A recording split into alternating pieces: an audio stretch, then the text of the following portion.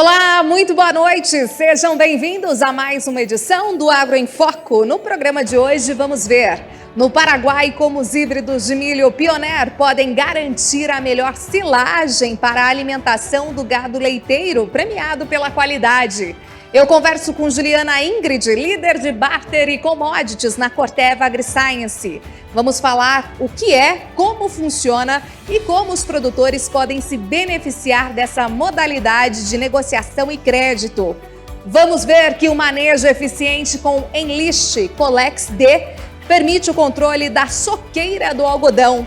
Tem ainda a previsão do tempo em cada região e as últimas notícias do agronegócio brasileiro. O Agro em Foco começa agora.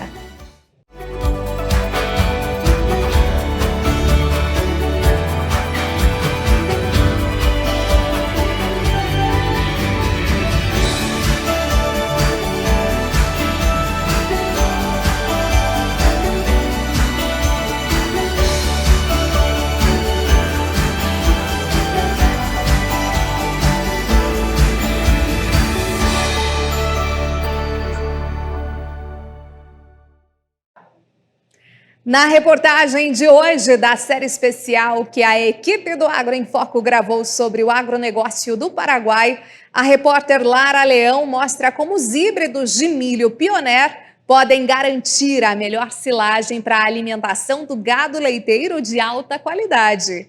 Vamos ver.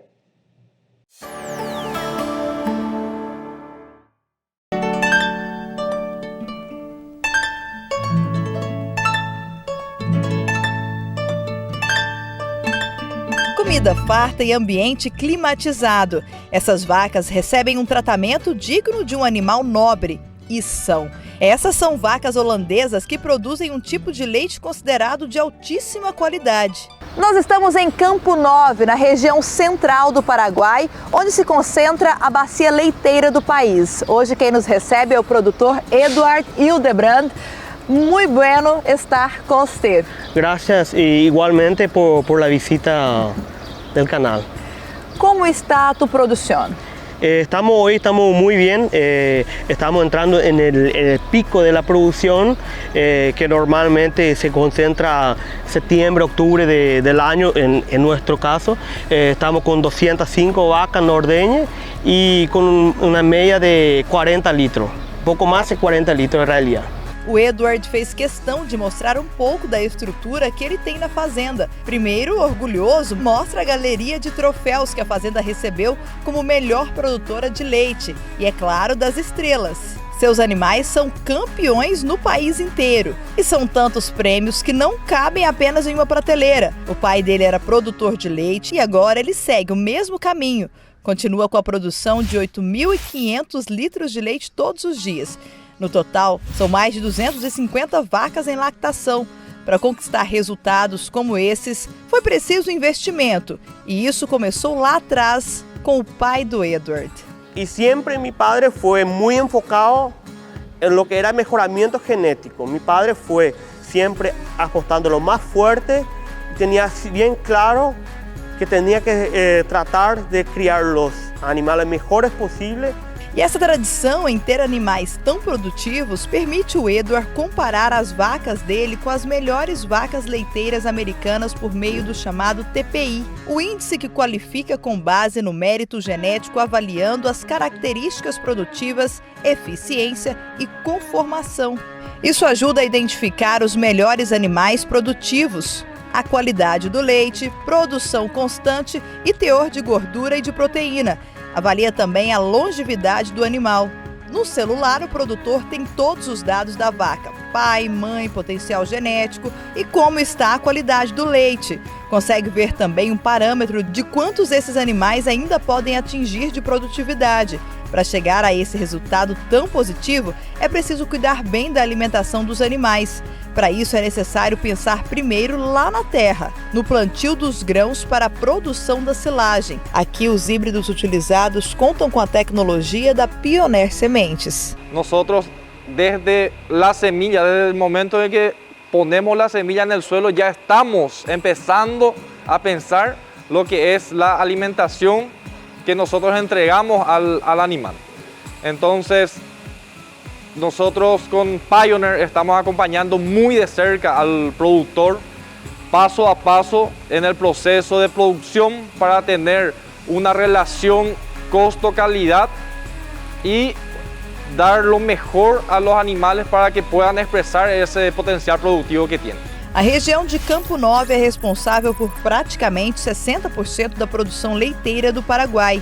O leite produzido na fazenda do Edward é vendido para a cooperativa e ele é um dos associados. O pessoal da cooperativa recolhe o leite de segunda a sábado. E nossa equipe, claro, foi conferir o processo de industrialização. Aqui são feitos os produtos que levam a marca Lactolanda. São 2.200 cooperados e por dia chegam aqui 1.200.000 litros de leite. A história da cooperativa começou há 40 anos. Productores, una forma de decir, se formaron, se unieron con la visión a futuro de instalar una pequeña planta industria láctea. Pero para hacer bien eso tenía que formar una cooperativa. Eso es lo que era su visión y también los otros le sugirieron. Formaron una cooperativa con el nombre Cooperativa de Productores de Leche La Holanda Limitada, porque en aquel tiempo la cantidad de litros era solo 4.000, 5.000 por aí, ¿verdad? Atualmente, 50% do leite industrializado no Paraguai é processado aqui na cooperativa, o restante em várias outras indústrias. No showroom da indústria, olha só a quantidade de produtos feitos à base de leite. Aquí se encuentra toda nuestra línea de productos, dulce de leche, queso, leche funcionales, leche de crecimiento para los niños, quesos, helados, ricos helados. Toda la variedad, lo que usted necesita de productos lácteos, se encontra aqui nesse lugar. E essa história de 40 anos da cooperativa, que começou com pouco mais de 30 cooperados, é carregada também de muita tecnologia e cuidado.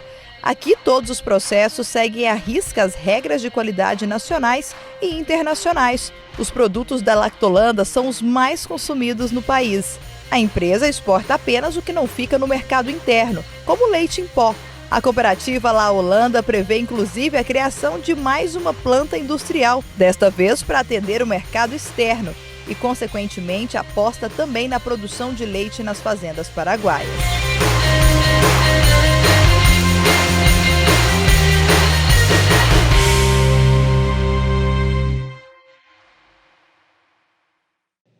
O que é barter e quais as suas vantagens para o produtor? Sobre isso eu converso agora com Juliana Ingrid, líder de barter e commodities na Corteva AgriScience. Oi, Juliana, boa noite para você, bem-vinda aqui ao nosso Agro em Foco. E a minha primeira pergunta é, explica para nós, divida aqui com a nossa audiência, o que é o barter da Corteva? Oi, Renata, boa noite. Primeiramente, obrigada por estar aqui. Estou bem feliz em poder compartilhar um pouquinho com vocês sobre essa estrutura muito tradicional no nosso mercado de agronegócio. É uma operação que já existe no Brasil há mais de 30 anos e a gente vê ao longo dessas últimas décadas esse tipo de operação se fortalecendo, evoluindo, ganhando sofisticação. Então, essa é uma operação que quando ela foi criada muito tempo atrás, focada para uma estrutura do Banco do Brasil, especificamente para auxiliar o crédito rural, né, o financiamento rural na venda no prazo safra, ela nasceu para ajudar na gestão de risco do nosso produtor. Então, essencialmente, o barter, ele nasce como uma ferramenta que ajuda a dar sustentabilidade para os negócios, mas através do viés financeiro. A gente consegue, através de estruturas em que a gente troca produtos, sejam eles insumos agrícolas ou outros implementos, pela própria produção que o agricultor vai usar esses insumos. Então, é uma operação que ela é simples, normalmente tem uma taxa de juros mais barata do que o agricultor conseguiria sozinho no mercado e tem uma simplicidade no funcionamento dela, porque é produto por produto. Então, dentro da Corteva, não é muito diferente.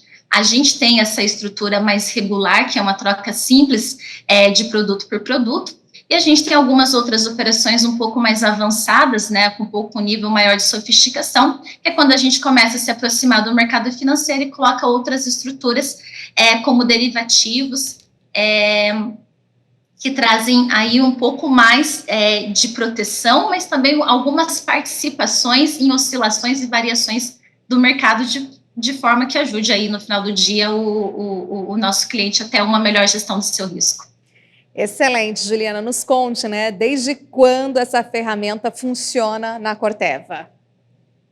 Bom, a Corteva é uma empresa relativamente nova, mas desde o início que a empresa foi inaugurada, a gente começou o primeiro projeto de trazer a estrutura. Em 2019, eu posso dizer, como uma primeira linha de corte, foi onde a gente estruturou as primeiras operações, um pouquinho mais básica, ainda em nível de piloto, né? Então, é uma operação relativamente nova, estamos entrando aí no 4º ano. E nos conte, né, qual é o perfil desses produtores, desses agricultores? Divida aqui com a gente.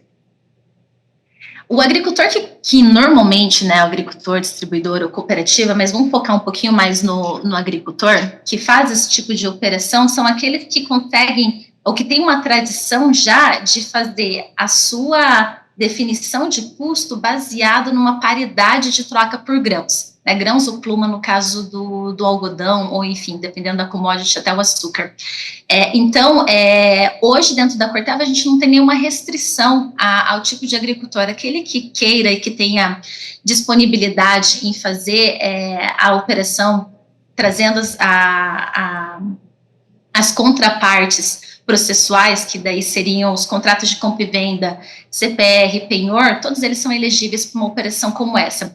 Em termos de commodity, a gente tem mais tradição em fazer essa operação para a soja e para o milho, para o algodão, café e açúcar. Em geral, mais ou menos dessa hierarquia que acontece no mercado, na Corteva não é muito diferente.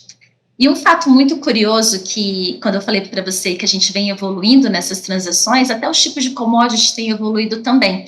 Então, a gente hoje já faz operações de barter, trocando produto por energia elétrica.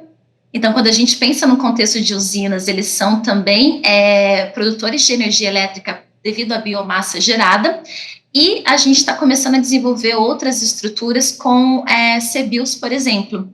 Então, o portfólio do tipo de commodity, até mesmo o perfil do agricultor, ele vem cada vez mais expandindo, né? A gente não vê essa operação regredindo, pelo contrário, ela tem tido uma evolução bastante crescente ao longo dos anos. Excelente você trazer aí esse ponto, né, da energia mais focada e quanto foi esse desenvolvimento, né, que a gente está acompanhando.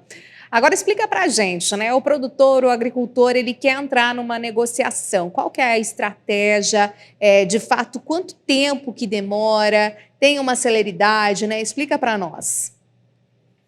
Bom, é sempre importante entender que quando a gente está promovendo uma estrutura dessa, seja um barter mais regular, que é aquele barter mais básico, ou um barter avançado com estruturas de mercado financeiro, o resultado final que nós buscamos é a sustentabilidade dos negócios, seja ele do agricultor ou da própria Corteva, que protege e tem maior previsibilidade dos seus recebíveis. Em contrapartida, o cliente consegue fazer um hedge da sua produção, um hedge da sua rentabilidade, desde o momento em que ele está adquirindo os produtos da Corteva, por exemplo.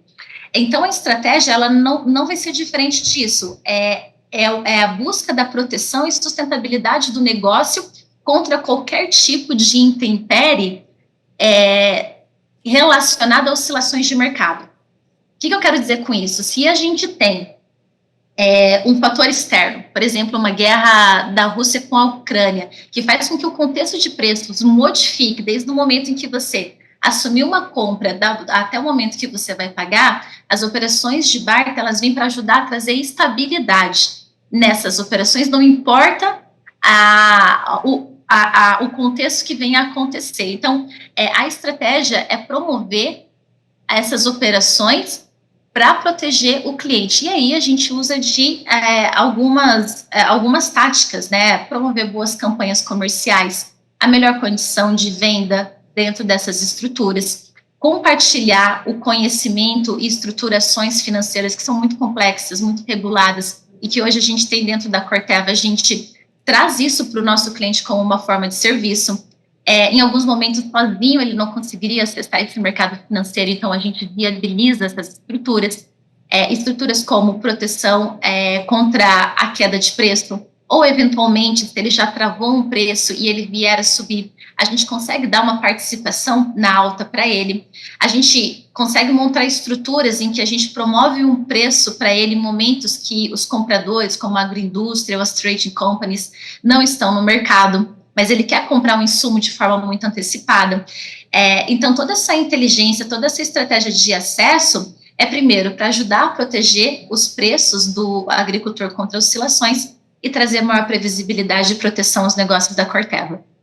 Muito bom você trazer esse exemplo, né, inclusive sobre as questões internacionais, o cenário externo, que aí com essa modalidade barter acaba trazendo mais previsibilidade e maior garantia e transparência para os negócios, né? E ainda indo nessa linha, Juliana, conta pra gente, por exemplo, como é que funciona o modelo aí de valoração, né? Como é que vocês chegam num valor ali, num preço mais adequado, enfim, como é que isso funciona? Que ainda é também, né, uma dúvida. Claro. A gente tenta atuar sempre com o maior nível de transparência possível nas operações em que a gente faz. O que eu quero chamar de transparência? O que a gente sempre vai dar é que, se o produtor está comprando um portfólio de produtos da Corteva, a gente estabelece uma paridade de grãos ou commodity, vamos dizer, né, commodity em geral, que ele precisa produzir para poder pagar essa conta. Então, a análise, ela sempre vai vir disso. O portfólio da Corteva, que vai ter um determinado custo, e o preço dessa commodity, que vai promover uma quantidade de sacas ou plumas que precisam ser colhidas ao final dessa safra que ele vai plantar, para poder, então, pagar a Corteva. Então, a operação ela é transparente, tão simples como essa. Para estabelecer uma paridade, a gente tem os preços do mercado, que também são transparentes. Dentro dessa operação, a gente tenta promover, de alguma forma, alguns incentivos e valorizações que façam com que essa paridade fique mais atrativa ao cliente e que ele escolha fazer essas operações com a Corteva. Além disso, uma vez estabelecida a paridade, o que eu estava explicando anteriormente, a gente coloca alguns outros produtos e serviços para o cliente, porque às vezes ele não quer estabelecer o preço da paridade naquele momento. E para dar essa liberdade dele de escolher o momento em que ele achar mais adequado, a gente compra um instrumento financeiro, em favor, né, do cliente, mas quem organiza todo o setup, né, toda a estrutura da operação é a Corteva, que protege ele caso haja uma queda de preço. Ou, se ele já travou esse preço, essa paridade com a gente, mas ele fala, poxa, eu estou travando agora, mas e se eventualmente esses preços subirem? A gente tem um outro produto que dá para ele a possibilidade de participar numa alta.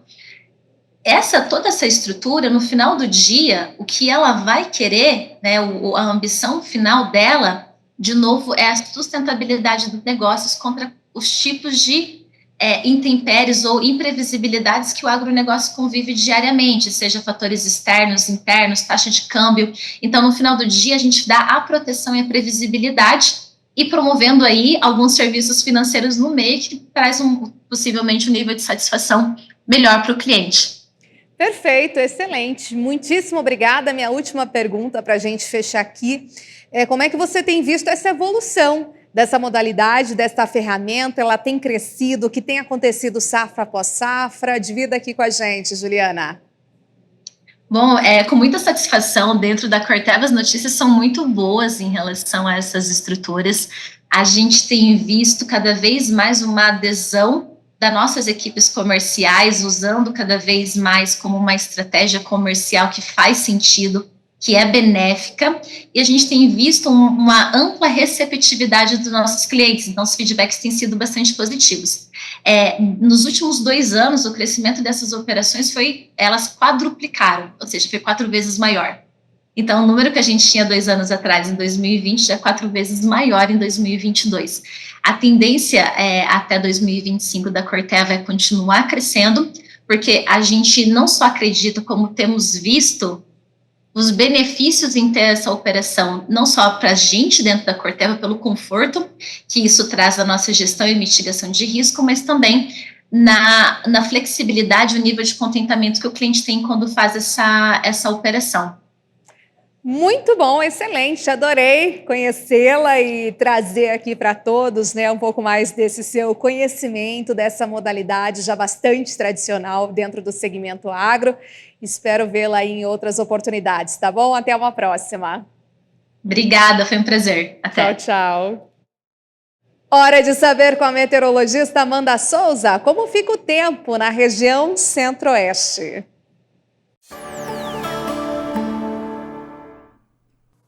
A combinação entre calor e umidade tem sido a responsável pelas chuvas irregulares sobre boa parte do Brasil. A imagem de satélite mostra pouca presença de nebulosidade em grande parte do centro-sul. Na região centro-oeste tem previsão de chuva para esses próximos dias, mas como vemos no mapa, várias cores, ou seja, uma chuva irregular quando se trata de acumulados. Tem previsão de chuva volumosa, principalmente em áreas mais ao sul de Mato Grosso do Sul, espalhadas pelo estado de Goiás e especialmente no norte de Mato Grosso. Principalmente aqui no norte de Mato Grosso, são esperados volumes que podem ultrapassar 50 milímetros. Mas em áreas mais ao sul do estado, também em boa parte de Mato Grosso do Sul, os acumulados devem ser bem menos expressivos. E o que chama atenção em Mato Grosso do Sul é que essa chuva tem sido mais irregular mesmo com relação aos outros estados da região nessas últimas semanas, o que tem provocado impactos inclusive na água disponível no solo.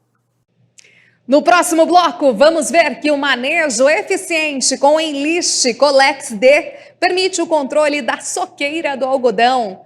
E mais, a previsão do tempo para as regiões sul e sudeste. É daqui a pouco, depois do intervalo. Até já já.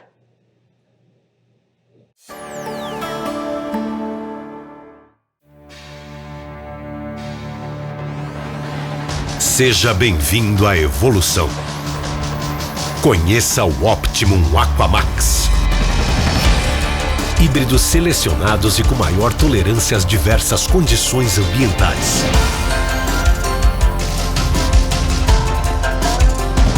Tecnologia natural e um avançado melhoramento genético. Raízes com alta eficiência na absorção de água.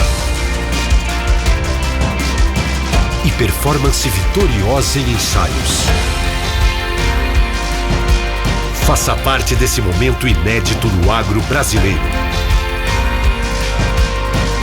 Optimum Aquamax. Máxima produtividade mesmo em condições adversas.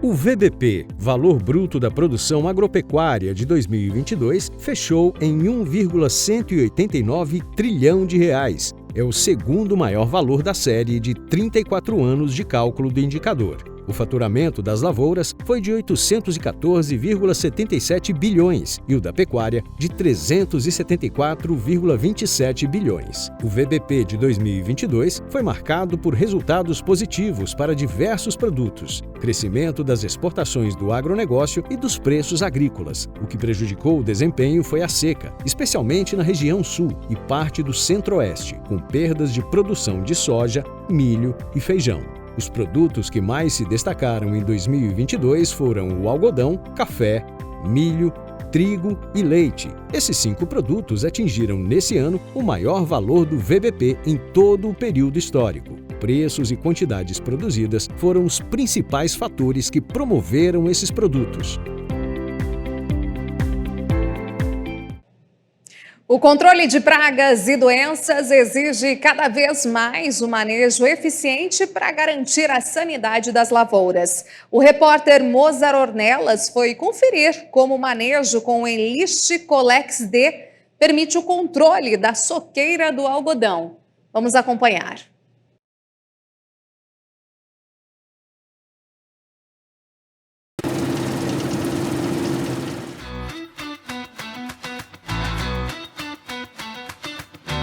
A Conab estima que a produção de algodão para a safra 2022-2023 deverá subir 16,7%, alcançando 2,98 milhões de toneladas. São boas perspectivas para o produtor, que aumenta a renda com a pluma. Por outro lado, também cresce a preocupação sobre as principais pragas que podem prejudicar a produtividade da cultura. Praga, sem dúvida, é bicudo. Mas a gente tem um complexo de pragas na cotonicultura muito grande. As lagartas, os pulgões, ácaros, tripes. Então é realmente um universo, uma complexidade no manejo de pragas muito grande. E essas pragas podem surgir por conta da falta do controle da soqueira do algodão, que são os restos de raízes das plantas que ficam dentro e fora da terra. Um bom manejo inicial é o que irá garantir a sanidade das próximas culturas. A gente tem que lembrar que a destruição de soqueira ela pode ser feita de forma mecânica e de forma química, né? O que acontece é que na maioria dos sistemas, como são intensivos, ou seja, a gente colhe o algodão e já entra logo em seguida plantando soja, a destruição mecânica muitas vezes ela não é viável pelo tempo que você precisa para fazer isso.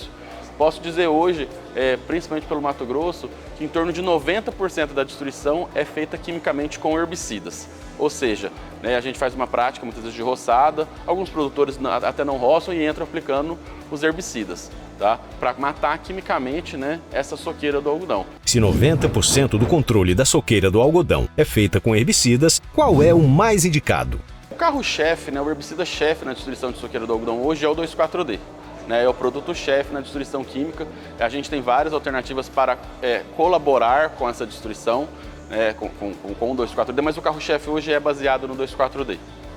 É claro que a gente tem parceiros para isso, e isso vai depender um pouco também da tecnologia transgênica, que é aquele algodão que foi plantado tem, ou seja, um algodão resistente a glifosato, a gente não vai poder usar o glifosato nesse momento, como colaborador da destruição de soqueira, exceto se tiver um problema de planta daninha e quiser aproveitar a aplicação. Então a gente tem outros protóxicos, alguns inibidores da LS que a gente pode estar aplicando nesse momento, tá? Mas o carro-chefe da destruição de soqueira é o 2,4-D. Para enfrentar o desafio de pragas do algodão, o agricultor necessita de manejo eficiente. Com o Enlist Colex D é possível reduzir custos em aplicação e mais facilidade no controle da soqueira do algodão. O Enlist Colex D ele traz uma série de benefícios para o agricultor. Então ele é um produto que reduz a volatilidade desse produto, ele tem um produto de ultra baixa volatilidade, ele reduz o potencial de deriva quando associado à ponta de indução de ar, por exemplo, podendo chegar a 90% de redução dessa deriva. Ele também traz uma flexibilidade de associação com outros produtos, ele traz uma redução do odor, ou seja, ele é um produto muito mais conveniente para o agricultor. O produtor de algodão criou uma expectativa muito grande com a própria soja Enlist, pela questão de posicionamento das aplicações na soja, a soja Enlist, e até pelo 2,4-D ser realmente o principal produto e o produto mais eficiente entre as auxinas para essa aplicação na destruição de soqueira, a soja Enlist vem como uma alternativa extremamente interessante para o produtor. E quais seriam os ciclos indicados para a aplicação do Enlist Colex D? O Enlist Colex D ele pode ser utilizado tanto em dessecação da soja, então pré-plantio da soja, ele pode ser utilizado no aplique-plant, plant-aplique e também na pós-emergência da soja Enlist E3 e da soja Conquesta Enlist E3, limitando-se até o estágio R2, o estágio de pleno florescimento da soja. As condições ambientais vão ser melhor, a soqueira já vai estar mais rebrotada, porque isso é um ponto muito importante na destruição de soqueira. Muitas vezes essas aplicações são feitas e essas plantas estão estressadas, estão pouco rebrotadas, não estão metabolizando, não estão trabalhando, então elas não absorvem muitas vezes a quantidade de produto que precisa para controlar. E a partir daquele momento que você já está na pós da soja, você já tem uma condição climática que permite uma melhor aplicação desse 2,4-D. E na pós-emergência da soja, também oferece benefícios? É uma ferramenta muito importante para o manejo de plantas daninhas, sejam elas de folha estreita, as plantas daninhas resistentes e tolerantes ao glifosato, que causam grandes perdas para os agricultores. A gente precisa usar ferramentas que nos permitam chegar o mais próximo possível do 100%. O 90% não serve.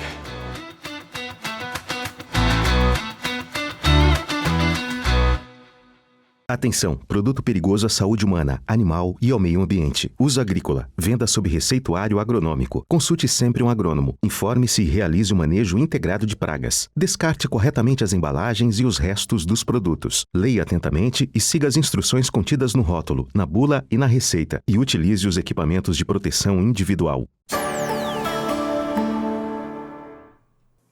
A imagem de satélite mostra pouca presença de nebulosidade em áreas do centro-sul do Brasil. Mas quando a gente olha para áreas entre a Argentina e o Uruguai, nuvens carregadas já estão se formando por conta da presença de uma área de baixa pressão atmosférica que até o final desta semana dará origem a uma nova frente fria. A expectativa para a região sul do Brasil é de novas pancadas de chuva se espalhando pelas áreas produtoras desde o Rio Grande do Sul até o Paraná. Porém, os acumulados serão bem diferentes. Tem previsão de chuva volumosa, principalmente em Santa Catarina e nas áreas produtoras do território paranaense. Enquanto isso, acumulados bem menos expressivos, uma chuva mais irregular tem chamado a atenção no Rio Grande do Sul e por enquanto não vai mudar. Enquanto que em grande parte das áreas produtoras gaúchas, os acumulados não devem passar dos 15 milímetros, pode chover bastante no Paraná, com volumes que podem ultrapassar até os 70 milímetros. Por enquanto, nenhum grande sistema meteorológico está formado sobre a região sudeste do Brasil. A imagem até mostra pouca presença de nebulosidade, mas a combinação entre calor e umidade já é suficiente para organizar nuvens, isso de forma rápida, e por isso os temporais de verão que normalmente acontecem no final da tarde, depois em que a temperatura subiu bastante, teve a evaporação da umidade e aí formam as nuvens carregadas. Para esses próximos dias, tem previsão de chuva na região sudeste, aliás, muita água para cair, principalmente nessas áreas em vermelho do mapa. Isso que deve acontecer em todos os estados da região, desde São Paulo até o Espírito Santo, uma chuva que pode alcançar acumulados superiores aos 75 milímetros. Ainda que de forma pontual, não se descarta o risco de transtornos, como alagamentos, transbordamento de rios, que já estão com os níveis bem elevados, tem preocupado, inclusive nas áreas produtoras. Tem um risco para a erosão do solo. Nesses próximos dias, só deve chover bem menos em áreas do norte de Minas Gerais, onde a chuva é mais irregular, com acumulados que podem variar entre 5 e 30 milímetros.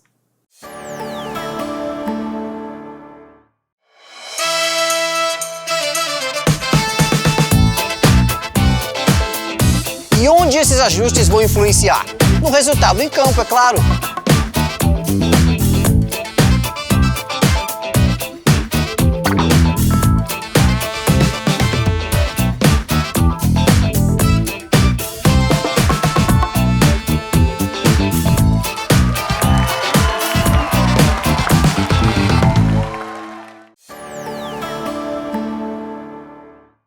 As exportações do agronegócio somaram 159,09 bilhões de dólares em 2022, com alta de 32% em relação ao ano anterior. De acordo com a Secretaria de Comércio e Relações Internacionais do Ministério da Agricultura e Pecuária, os preços internacionais das commodities agrícolas influenciaram o desempenho. O índice de preços dos produtos exportados pelo agronegócio teve um incremento de 22,1% relativo a 2021, e o volume embarcado cresceu 8,1%. Com esses aumentos, as vendas externas do agronegócio representaram 47,6% do total exportado pelo Brasil em 2022. Os setores exportadores que se destacaram entre janeiro e dezembro de 2022 foram o complexo soja, o segmento de carnes, os produtos florestais, o setor de cereais, farinhas e preparações e o complexo sucro-alcooleiro.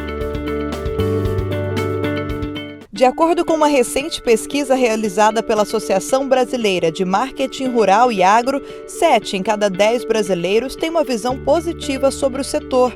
E foi para reforçar e aproximar essa afirmação que a John Deere lançou a campanha Inspirações do Agro. A ação envolveu redes de supermercado dos estados de São Paulo e Rio Grande do Sul. Em telas, nos carrinhos de compra, o consumidor pôde assistir um vídeo e ver mais detalhes de quem produziu os alimentos que estão disponíveis no mercado. Além de acompanhar o processo de produção do alimento, é possível ouvir depoimento de quem produz o milho, por exemplo. A terra não é uma máquina de fazer comida. A terra é um ser vivo. Produção você só tem se você respeitar. Se você respeitar o meio ambiente, se você respeitar teu solo. Todo agricultor, que ele precisa da água das suas nascentes, ele preserva, ele vai plantar a árvore. consciência ambiental. Preservar para prosperar. A importância da tecnologia no campo para a produção do café. A tecnologia se faz muito necessária e muito presente na nossa vida, porque a tecnologia hoje nos permite produzir cafés de melhores qualidades. A tecnologia nos permite extrair o máximo de potencial dos cafés. A tecnologia nos permite ter arranjos produtivos mais sustentáveis e nos faz ser cada dia mais competitivo e mais preparado para competir em mercados globais. E claro, a história de vida de cada um dos produtores, que muitas vezes se parece com a nossa, nascidos no campo ou não. Primeiramente, vamos agradecer a Deus essa mesa farta. Que todo dia a gente possa ter esse alimento na nossa mesa. Nossos solos estão melhorando cada vez mais. Porque não há mais queimada hoje é tudo protegido, muitos animais estão aparecendo que não tinha. O que não pode acabar é a dedicação. O que a gente luta para conquistar tem que dar valor. Fui nascido aqui, fui criado aqui, tenho o cheiro daqui, sou daqui e quero morrer aqui. Confira as histórias completas no site inspiraçõesdoagro.com.br. Vamos ver como andam os trabalhos no campo? É o nosso foco no campo. Para onde o nosso mapa vai hoje, hein? Onde ele vai parar? Vamos ver, vamos aguardar ali na região centro-oeste. A gente vai lá para Canarana, Mato Grosso. Quem está lá é o Sandro Rossano Quinebre, gerente de marketing de Campo Pioneer. Oi, Sandro, seja bem-vindo aqui ao nosso Agro em Foco. Ouvi dizer que os trabalhos já começaram em relação à colheita da soja aí no estado de Mato Grosso. Como anda aí os trabalhos, o andamento? Eu sei que timidamente, né? Mas o que você já pode dizer aí na sua região? Boa noite. Boa noite, Renata. Bom, Renata, nessa última semana nós estivemos participando da feira de Inetec, uma das primeiras feiras do Brasil, aqui na região de Canarana, a grande região do Vale do Araguaia, e nas visitas e nas conversas junto com os clientes e parceiros, o pessoal como um todo eles estão bastante otimistas, em relação ao potencial das lavouras como um todo. Tá? No entanto, a região vem sofrendo com um volume significativo de chuva, o que torna um pouco mais cauteloso, principalmente a atividade de dessecação da soja. Mas o pessoal tem tomado bastante cuidado, mas assim, as expectativas são grandes, visto o potencial das lavouras aí, e com certeza esse ano tem tudo aí para quebrar recordes de produtividade. Exatamente, é o que a gente pôde acompanhar recentemente também pelo 4º levantamento aí da Conab, que trouxe todo esse cenário bastante otimista para a soja, aumento aí de produtividade, de produção também. Muito obrigada por nos atualizar aí sobre a região de vocês, viu? Até uma próxima. Obrigado. Vamos ver agora como é que fica a previsão do tempo para as regiões Norte e Nordeste.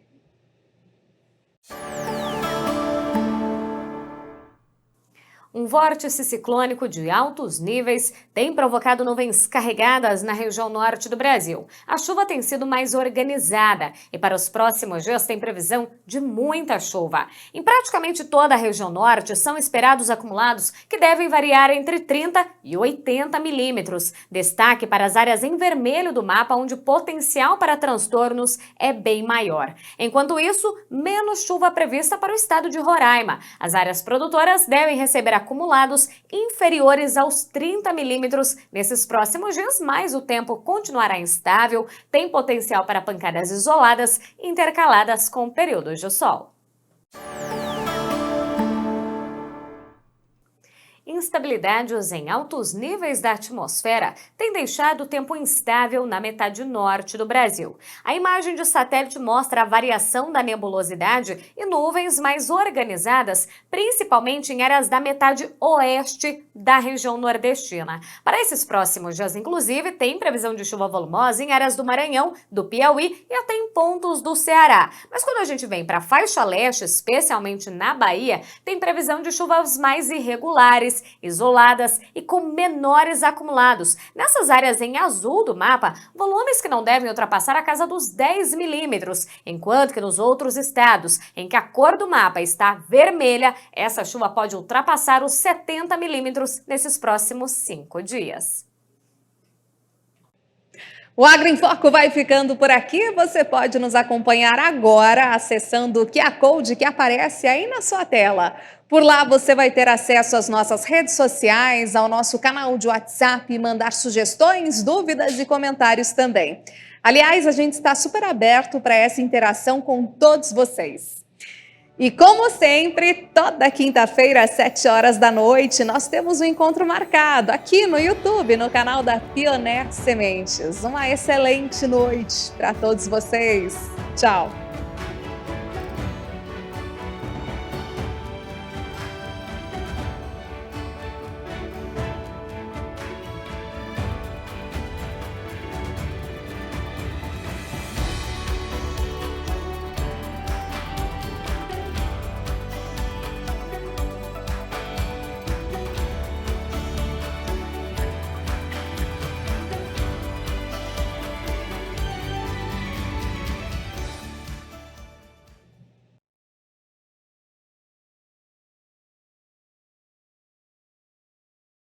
You